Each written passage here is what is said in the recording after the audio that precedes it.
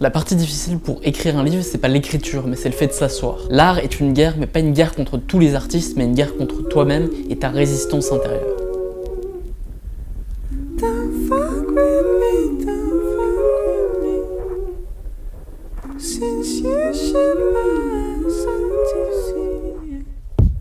On a tous un génie intérieur qui ne veut que s'exprimer. Le génie, c'est le nom que donnaient les Romains au dieu intérieur ou à l'âme humaine.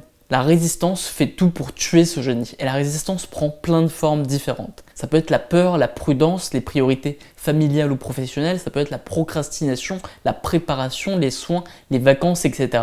Toute la ruse de la résistance est de faire croire qu'elle n'existe pas. Pourtant, elle existe, et tant que tu as ce génie intérieur, elle fera tout pour continuer à exister et tuer ce génie. Henry Fonda, qui était un des plus grands acteurs américains, continuait même à l'âge de 75 ans à être stressé avant de monter sur scène et à vomir à chaque fois avant de monter sur scène. La résistance prend souvent la forme de la rationalisation, c'est-à-dire qu'elle te donne de bonnes raisons tout à fait fiables pour ne pas agir, pour ne pas créer. Mais tu ne dois pas croire les raisons de la résistance. Tolstoï a écrit Guerre et paix, qui est un gros livre, alors qu'il avait 13 enfants. L'art est une guerre et la guerre c'est l'enfer. Mais pour gagner cette guerre contre toi-même, tu as des alliés de taille, ce sont les muses et les anges. De la même manière que la gravité est une force qui existe dans le monde qui fait tomber les choses, il existe une force dans le monde qui les fait grandir et évoluer. On peut imaginer de manière abstraite qu'au-dessus de chaque plante, il y a un ange qui dit et qui répète « grandis ». De la même manière, il y a un ange qui te répète constamment « grandis, évolue et progresse ». Cette force intérieure est le contraire de la résistance. Pour laisser plus de place aux anges et aux muses dans ta vie, tu dois créer des habitudes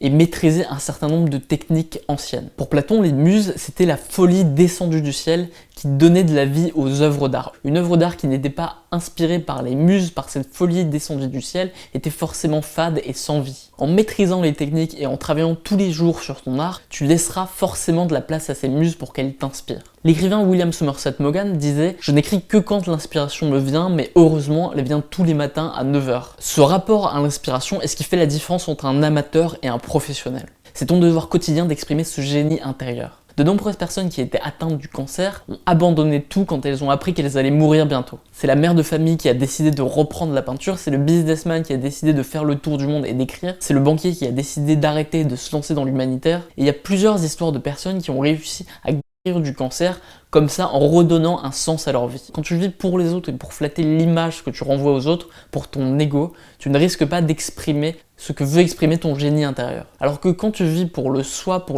authentique, à ce moment-là, ton génie intérieur va s'exprimer et les muses vont t'aider. On ne peut pas être inspiré par les muses quand on agit pour les autres, pour plaire aux autres, pour plaire au marché. Pour trouver la différence entre la vanité, l'ego et le soi authentique et faire l'activité dans laquelle tu auras le plus d'inspiration et d'énergie tombée du ciel, tu dois te poser la question suivante. Si tout le monde était mort, si tout le monde disparaissait sur Terre et que j'étais tout seul, qu'est-ce que je ferais? Est-ce que tu écrirais? Est-ce que tu lirais? Est-ce que tu ferais de la musique? Est-ce que tu ferais du sport? Fais cela dès maintenant, tous les jours, parce que c'est l'expression de ton moi authentique. Et que si tu fais ça, tu recevras une inspiration phénoménale et tu seras extrêmement créatif et productif. Et il y aura certains jours où tu devras affronter une très grande résistance, mais il y aura d'autres jours où tu seras aidé par les muses. Tu n'es pas seul et les muses sont avec toi. Alors n'abandonne pas et va gagner cette guerre de l'art. Vous venez de voir mon 27e résumé du projet 30 jours, 30 livres qui consiste à lire plus de 30 livres en moins de 30 jours. C'était War of Art de Steven Pressfield. Très bon livre. C'est intéressant surtout je pense si vous n'êtes pas encore lancé dans un domaine. Ça m'a pas forcément plus marqué que ça, mais bon c'est bien de revenir au basique. Je vous conseille de le lire voilà, si vous n'osez pas vraiment vous lancer, si vous avez des peurs par rapport à la création. C'est en anglais assez simple, je vous le conseille, même si vous parlez pas très bien anglais. Voilà, abonnez-vous à la lettre pour recevoir des conseils toutes les semaines. Et abonnez-vous à Autodisciple si c'est pas encore fait pour qu'on atteigne 100 000 abonnés en un an. Et passez une très bonne journée, c'était Raj pour Autodisciple.